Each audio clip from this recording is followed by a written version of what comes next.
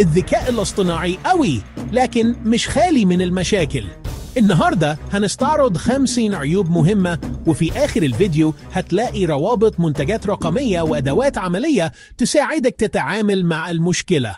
المشكلة الأولى، الانحياز بايس. لو البيانات متحيزة، نتائج ال AI هتكون ظالمة وغير دقيقة. المشكلة الثانية، تسريب الخصوصية. بياناتك ممكن تستخدم من غير إذنك. المشكلة الثالثة، الاعتماد الأعمى على النتائج. الآلات أحياناً تفهم السياق غلط. المشكلة الرابعة، فقدان وظائف معينة، مش كل الوظائف لكن في قطاعاتها تتأثر حتماً.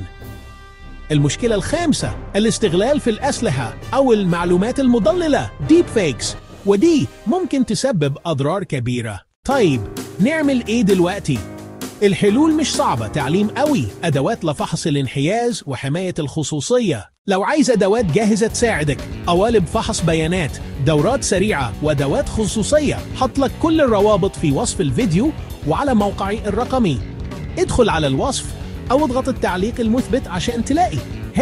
هي دورة سريعة عن فحص البيانات. 2 قالب عمل لفحص الانحياز. 3 أدوات حماية الخصوصية.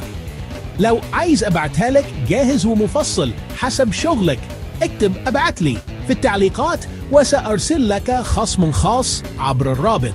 لو استفدت اعمل لايك واشترك وفعل الجرس، وادخل الرابط في الوصف لتحصل على الأدوات الآن.